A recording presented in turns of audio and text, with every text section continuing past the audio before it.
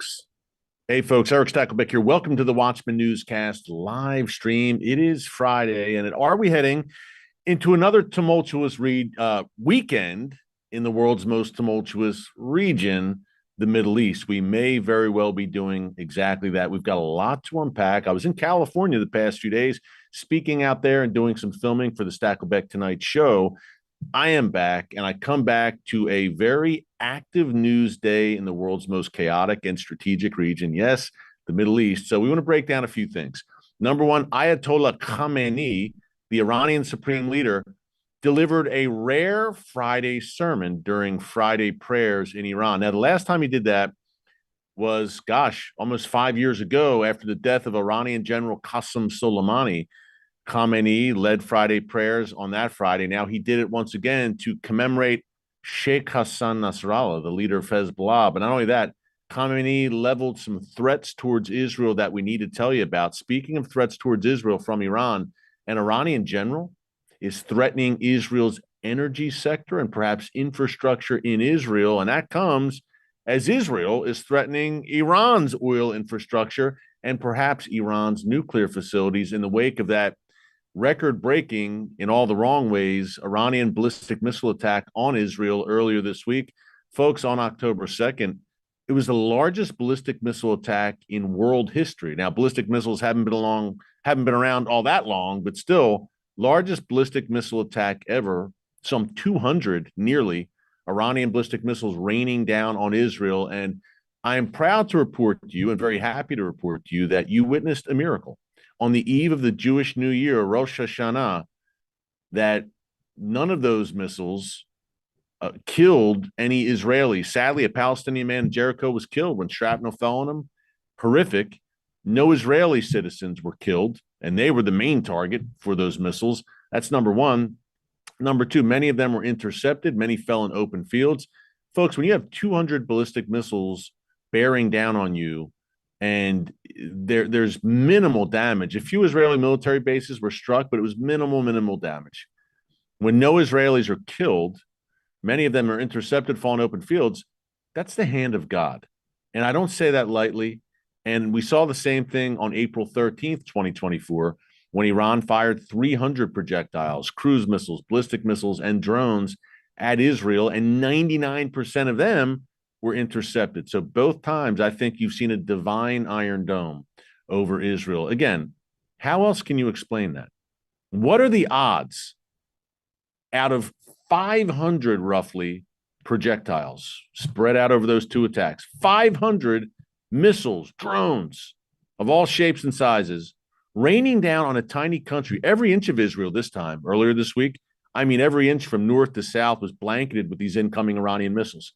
What are the odds in a tiny nation the size of the state of New Jersey, no less? Well, there's not a lot of places to hide, if you know what I mean. 500, and not one Israeli was killed. And most of them were intercepted or fell into an open field. And there was minimal damage both times. What are the odds? Is this all just a coincidence? What do you think? I'd love to hear your thoughts, your remarks, your comments. Is it all just a coincidence? And if you want to go down that line of thinking and pursue it, the people who would say, you know what, it's dumb luck, all a coincidence. These are the same people who think that the reestablishment of the state of Israel on May 14th, 1948 was just a happenstance of history.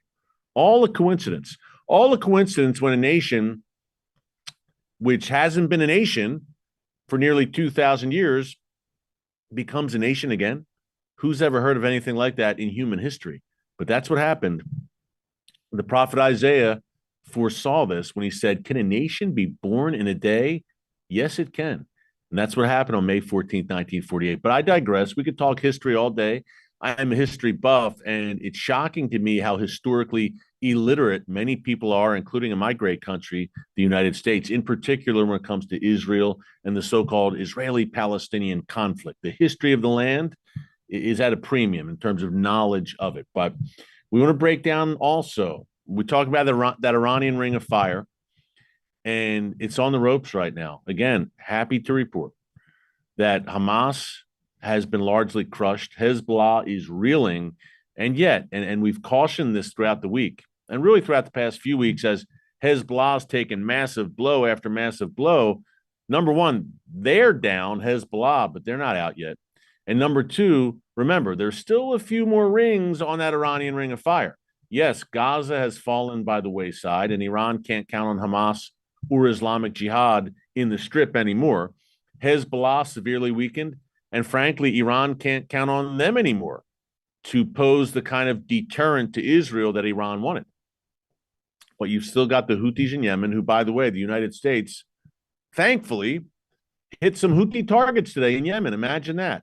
After playing a purely defensive role, waiting for the Houthis to fire at U.S. ships and then maybe lobbing a few missiles at Houthi targets, seems the U.S. and the U.K., that alliance in the Red Sea, which is meant to offset the Houthis, may have gone on the offensive a bit. Were they shamed into action by Israel striking the Houthis over the weekend and actually striking the Houthis with serious results?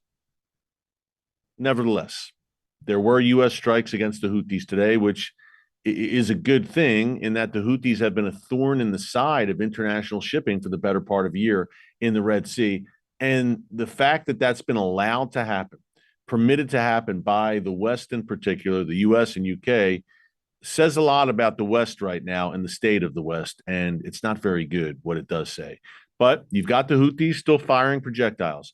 And then in Syria and Iraq, we saw a deadly drone attack, folks, against Israel's Golan Heights emanate from Iraq. Now, Israel's been striking. This was overnight. Israel's been striking, obviously, Gaza, Lebanon, Yemen.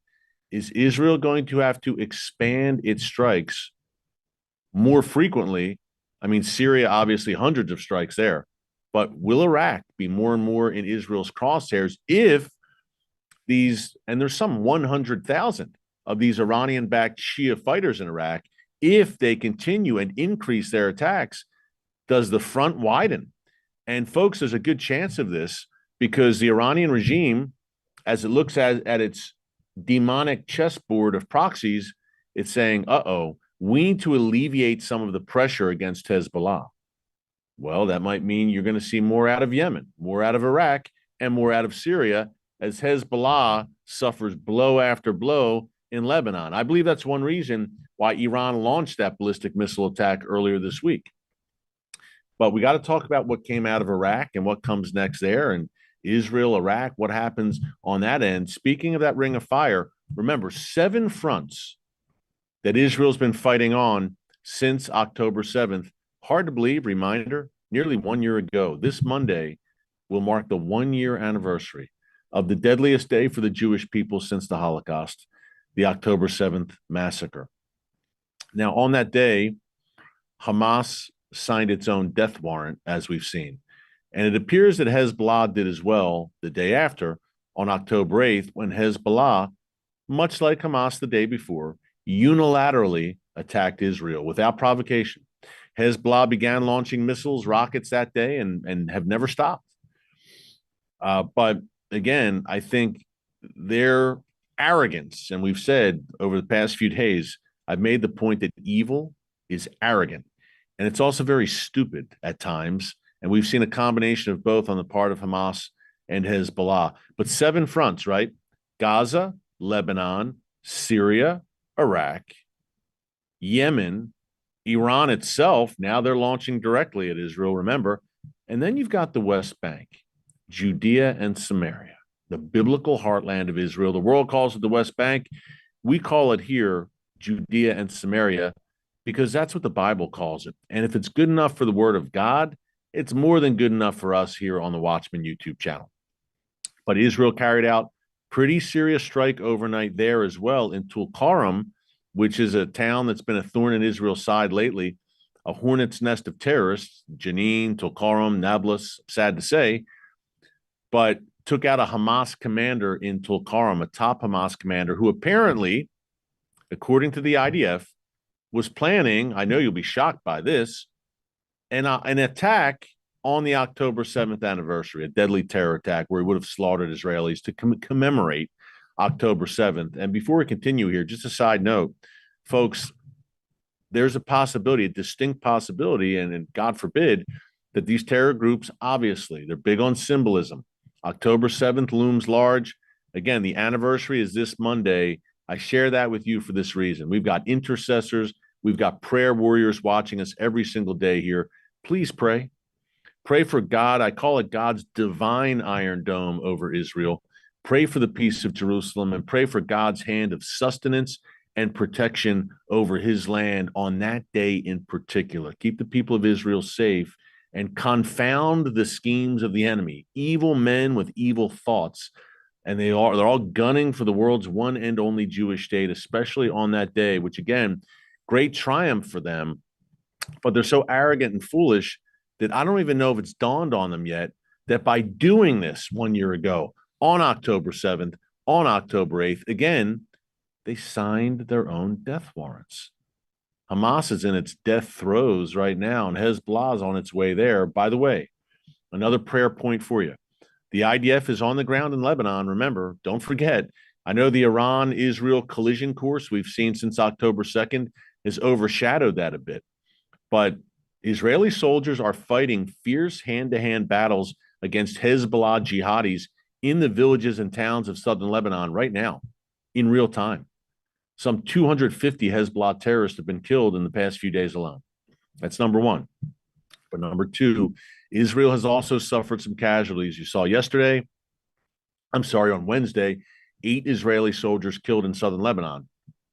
Look, Hezbollah has been waiting for this for years, but Israel's been training for this for years, for this ground operation. And reports are on the ground that the IDF is stunned by the sheer volume, the amount of Hezbollah weaponry that they're seizing there, especially those anti-tank missiles. So keep an eye on that. Southern Lebanon, as Israel advances, they're calling on more of these Lebanese villages to evacuate. And Israel's clearing out civilian areas so it has a freer hand in southern Lebanon to operate against Hezbollah. Now, of course, you know this, and I know this. Hezbollah is going to use human shields at every turn. Every chance they get to use men, women, children, the elderly as human shields, they're going to do it. And there's a reason that Hezbollah rockets and missiles have been stored inside civilian homes in southern Lebanon, because this is an evil, demonic death cult. There's no other way to put it. And they have literally, I mean literally, no regard for human life. That's what Israel's dealing with. That's what they're up against. And if you didn't see that on October 7th a year ago, then you're missing the entire picture. And you're missing the main point that this is a spiritual battle. And that's why here on the YouTube channel, Erick Stakelbeck on TBN, the Watchman Newscast, that's why we stress that look, we battle not against flesh and blood, but spirits and principalities. The word of God is very clear. You might say, what are you talking about? Well, this is breaking news, current events, focused mainly on the Middle East, Israel, how it affects you no matter where you live, but from an unapologetically biblical perspective. And we'd love for you to subscribe and join us here as a watchman, a watchwoman on the wall here on the channel. And I've got a big shout out, something to announce here real quick. And we've been talking about it for months now. We're finally here. A big thank you. I mean, from the bottom of my heart, deep, deep gratitude to all of our viewers, to all of our subscribers, again, our watchmen and women on the wall, because folks, we just passed on Wednesday 1 million subscribers here on the channel.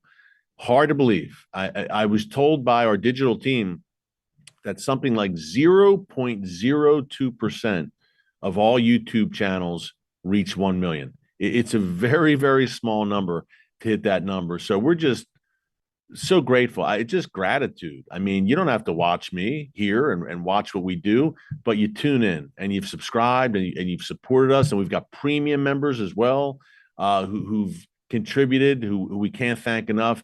So we're just thrilled about it. And, you know, I was on the road when we hit the number on Wednesday, and we've been saying over the past few months, hey, folks, we had a goal for 2024.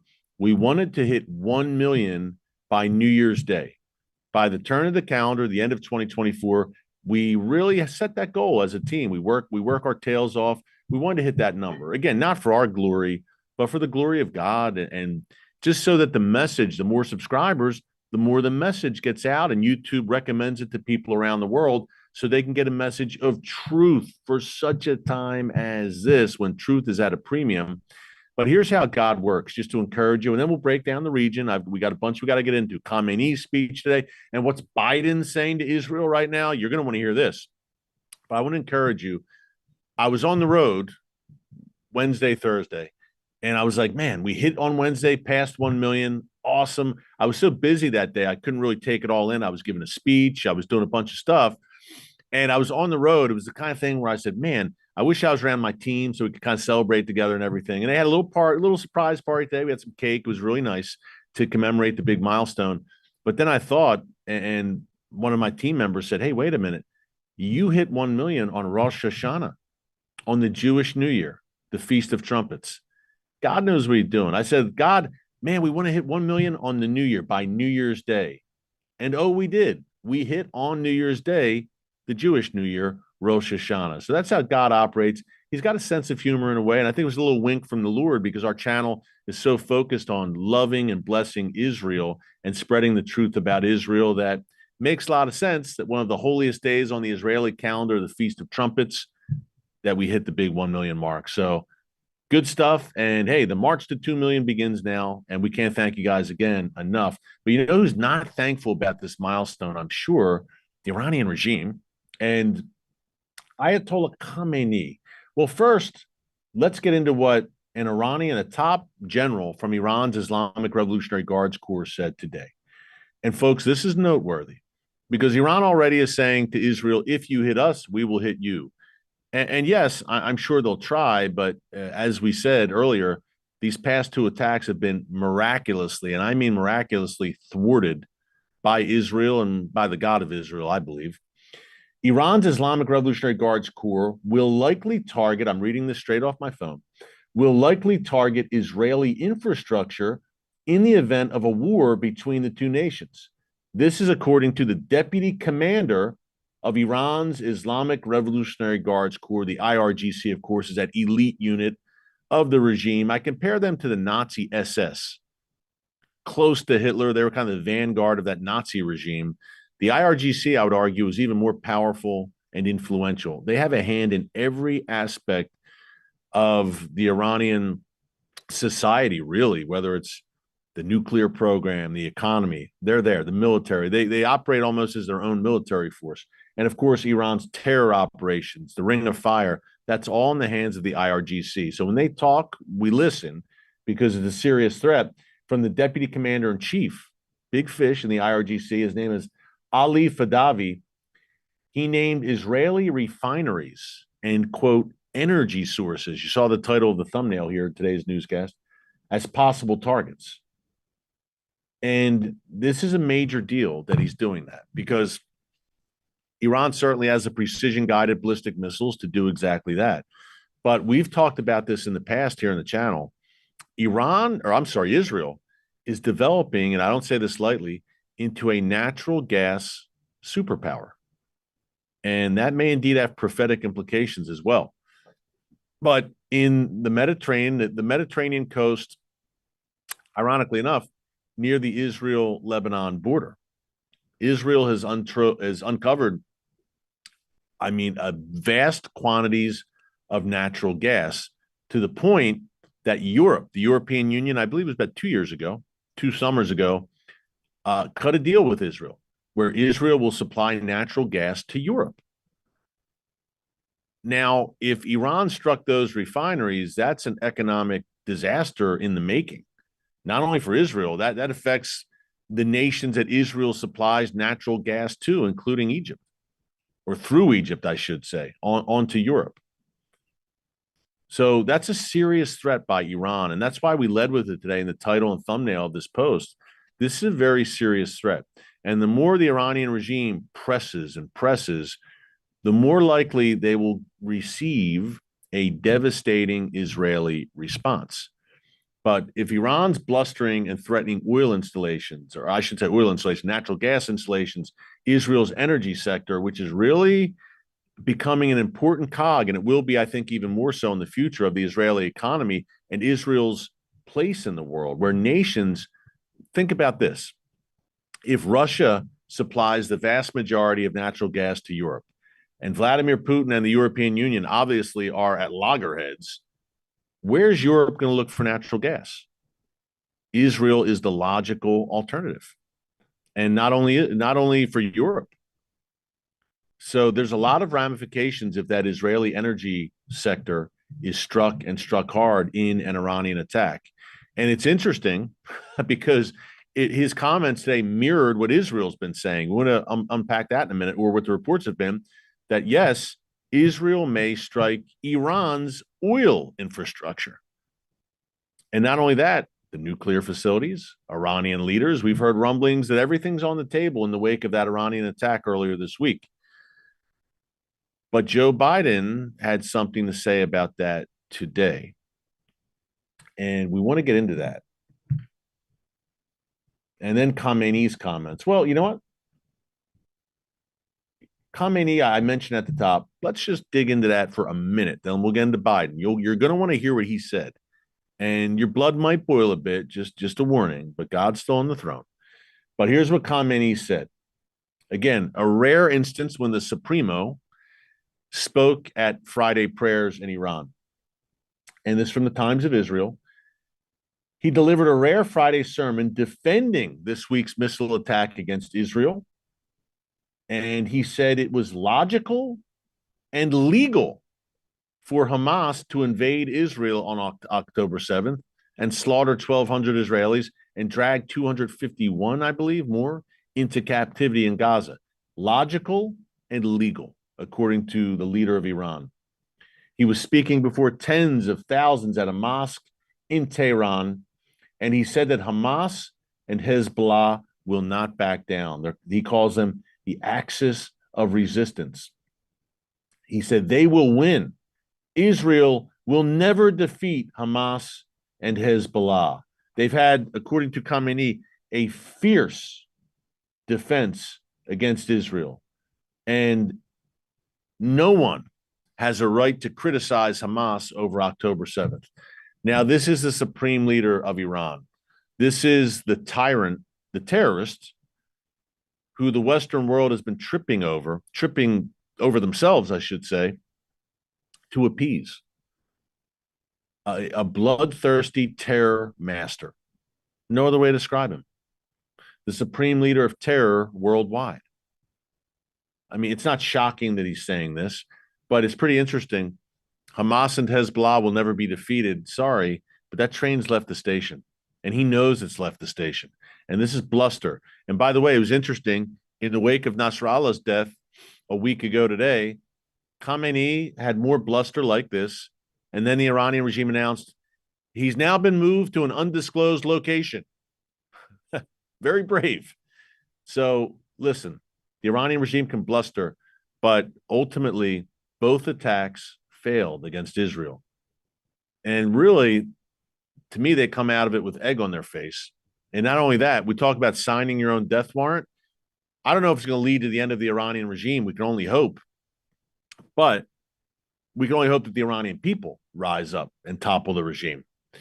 But it is going to lead to a heavy price for the regime. The fact that Khamenei, and believe me, he is the final say in that country. He writes off on everything. The fact that he signed off on that missile attack against Israel on October 2nd means that there's a good chance Israel will unleash hell upon his head. And again, is he in the crosshairs? Iran's leaders? Is everything on the table? Is it a new day? Or the gloves completely off? Is it time that Israel says, enough with dealing with the proxies? Let's go to the head of the snake, the one who funds, arms, trains these groups, who plans terror schemes and plots with these groups. Go to the source. And now that the source has given you a legitimate right to retaliate, they attacked us. Now we're going to 200 missiles at Israel. Now we're going to attack them. This has happened twice now in the past 6 months. Israel now, and they have, in terms of the quote unquote international community, if that's what they want, if Israel wants the legitimacy in the eyes of the world, then they certainly have it right now after what Iran has done. Does Israel take advantage of what I believe, folks, is a rare window, a golden opportunity to strike Iran's nuclear facilities, Iran's oil infrastructure, to deal such heavy blows that the regime topples, that the Iranian people take advantage and rise up finally and overthrow the regime. It's all on the table, but not if Joe Biden has his way. Now, I promised I'd get into his comments. And by the way, talk about Hezbollah and Hamas being on the ropes. The successor to Sheikh Hassan Nasrallah, I buried the lead a little bit. Israel carried out a massive airstrike in Beirut last night that targeted the successor to Nasrallah, his reported replacement, Hashem Safiuddin. It's unclear if he's dead, but he was gathering once again in an underground bunker in Beirut in the Dahia neighborhood with other Hezbollah cronies and leaders when that building he was in was struck. He's most likely dead. I would not want to be the leader of Hezbollah right now. It seems like they have a very short shelf life. Nasrallah, then 6 days later, his replacement, gone. He's most likely dead. But it's interesting to me. We talk about evil. Evil is arrogant. Evil is stupid. Why, oh, why, if you're a Hezbollah leader or commander, would you continue to gather in Dahia, that Hezbollah stronghold, where Israel has struck repeatedly in the last 2 weeks? They've wiped out Hezbollah's entire leadership in Dahia. So if you're a Hezbollah remaining leader, wouldn't you want to flee Dahia? I digress. Anyway, let's see. But don't worry, Khamenei says they're going to win and they're martyrs. And okay, here's what Joe Biden says. The not so supreme leader of the United States right now, for the moment at least. Biden suggests, here's the headline. Biden suggests that Israel should not hit Iran's oil fields after opposing publicly a strike on Iran's nuclear facilities on Wednesday. Gee, thanks, Joe. We're not. Here it is from the Times of Israel. I mean, this is really the gall. And just the complete lack of wisdom and statecraft to talk about these things publicly as the entire world's listening, especially the Iranian regime. But here we go. Biden at a press conference, in a rare appearance at a daily press briefing, says all you need to know, a rare appearance at daily press briefing. He says, if I were in their shoes, Israel's, I'd be thinking about other alternatives than striking oil fields. Now, why would you say that? Earlier this week, he said he opposed Israel targeting Iranian nuclear sites as well. Now, what you're doing, Joe, is you are creating daylight between Israel and the United States for the entire world to see. So if you're Iran right now, no wonder they fired 200 missiles. No wonder they dared fire 300 projectiles back in April. They're saying, you know what? We're going to get away with it. Why? Because Biden and his administration, the Biden-Harris administration, will tie Israel's hands. They won't let Israel react in an overwhelming way. We're going to get away with this. And guess what? Hearing his public comments, Iran's thinking it again. Biden's going to stop them. We're going to get away with it. They'll hit us back, but it'll be minimal. He's led Biden, the world, to believe that. And he's led the world to believe that, and I'm sure there are close consultations, but the way he's framing it in public is, look, we're talking to Israel every day. We're going to plan this together. And then he goes on to, just these are conversations. If you don't think Israel should hit the oil infrastructure or the nuclear program, these are conversations that should be had behind closed doors between friends and allies. It's just absolutely maddening, foolish, and dangerous. And it puts Israel in an untenable position. Asked whether he thinks Prime Minister, this is still Biden, asked whether he thinks Prime Minister Benjamin Netanyahu is rejecting diplomatic agreements, ceasefires that Biden has demanded in Gaza and Lebanon because he wants to influence the upcoming U.S. presidential election. Biden says, I don't know. I'm not sure.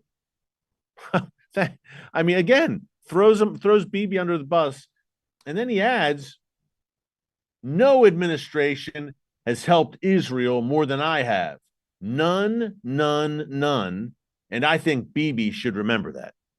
Well, I think Donald Trump would beg to differ with your assessment that you've helped Israel more than any other U.S. presidential administration. I would argue your policy has been quite schizophrenic when it comes to Israel, where at times you offer public support and you're still sending weapons when the mood strikes you because you're also withholding crucial arms shipments. And some of your rhetoric condemns Israel. So one day you do something good and you say, wow, okay, he had Israel's back. And the next day you throw Israel under the bus and telegraph their attack plans, basically. One day you're sending Israel crucial arms shipments. Touche. The next day you're withholding them and announcing publicly that you're withholding them, including the kind of arms you keep talking, and you did it again today, about Israel doesn't do enough to prevent civilian casualties, which is madness, and he knows that. He knows the IDF, in addition to the U.S. military, is the most humane fighting force in human history. Yet he keeps trotting that out there to please his left-wing base with a few weeks to go before the election. And his left-wing base, by the way, is viciously anti-Israel. So this is schizophrenic. One day it's one thing, the next thing it's other. And messaging matters in the Middle East, and they're listening closely. He's done more for Israel. Tie Israel's hands? He's done more to tie Israel's hands and to prolong this war. Israel could have gone into Rafah in December. Instead, they went in the spring because he was weeping. He and Harris and his administration were weeping and gnashing their teeth and begging Israel not to. Same with Lebanon. This Hezbollah problem could have been tackled months ago. Biden and Harris demanded that Israel not do it, not go into Lebanon. And now with Iran, what did Biden say in April to Bibi? After the Iranian attack was unsuccessful, you got the win, Bibi. Just take the win. Don't retaliate. Now he's calling for, quote, a proportionate response. What does that even mean? So will Israel fire 200 missiles at Iran? I'll tell you what, the Israeli missiles won't miss. But isn't that proportionate? 200 for 200? I don't think it'll have the intended consequence or outcome that good old Joe thinks it will. Because again, those Israeli ballistic missiles will hit the mark and there will be massive damage. But to telegraph this, to demand a ceasefire, this is really revealing. To demand a ceasefire in Lebanon, just when Israel has Hezbollah on the ropes. I mean, this organization has been a scourge to Israel for 42 years. Now they're finally on their heels. They're in complete disarray after all these daring, incredible Israeli operations over the past 2.5 weeks. And you're calling for a ceasefire to let them off the hook to fight another day? Again, madness. Same with Hamas and Gaza. Biden and Harris called for a ceasefire in February, March, months before Israel could finish a job in Rafah. Thankfully, Bibi didn't listen. Destroyed the last remaining Hamas stronghold in Rafah. And actually, there were many hostages being held there. Some which were saved who wouldn't have been if Israel didn't go into Rafah, which was Joe Biden's demand. Now he's saying, hit Iran only in a limited way. What nation would allow 500 projectiles in the span of 6 months to be launched at their country and not respond with overwhelming force? So you're telling me if Mexico or Canada fired 200 ballistic missiles at the United States, we would just have a proportionate response? Well, actually, under this current administration, that's actually a possibility, I'm sad to say. But this is what, and at the end of the day, it makes my blood boil with righteous anger because Israel's a sovereign nation. He's dictating to Israel and telling the world what Israel should do to defend its people. Israel knows best what Israel should do to defend the people of Israel, just as the President of the United States, well, he should, the Prime Minister of the UK, the Chancellor of Germany, it goes on. They know what's best to defend their nations. These are sovereign nations. So Israel needs to do what Israel's leaders feel is best for their nation and their security. And I ask you to help me, or to join me, I should say, in prayer that Israel is not concerned about the fear of man, but they fear God. Do the right thing in God's eyes and leave all the consequences to him. And don't worry about all the finger wagging and threats. It's not always easy to do, but for a nation state and for us individually, it's the right thing to do. Leave all the consequences to God, do the right thing in his eyes, and he will work out the rest. And then some. Didn't get into Iraq, and what you need to know is those militias, 2 Israeli soldiers killed in the Golan, the beautiful Golan Heights, from a drone fired from Iraq. And again, let's keep an eye on that, folks. Iran, is Hezbollah and Hamas real? Does Iran put more stock in its other proxies in the Ring of Fire as the Ring of Fire unravels? A lot going on, a lot of prophetic implications as Iran cleaves closer to nation states like Russia, like Turkey. We'll talk about it all next week. Remember, the October 7th anniversary on Monday. And by the way, look, I may be coming to you this weekend on the 5th, the 6th. The last few weekends, we've come to you live because the Middle East never sleeps, it seems, even on the weekends. And if there's major events tomorrow or Sunday, we will be coming to you. So make sure to subscribe and click the notification bell so you get alerts every time a new video is posted. Thanks again for helping us to reach that 1 million milestone. God bless you. And until next time, remember, never hold your peace. Hey, everyone. Thanks for checking out the Watchman Newscast. Make sure you hit the subscribe button so you never miss an upload, and tap the bell icon so you're notified every time a new video is posted. And don't forget to share your thoughts, insights, and comments below. Thanks for watching. We'll see you back here tomorrow.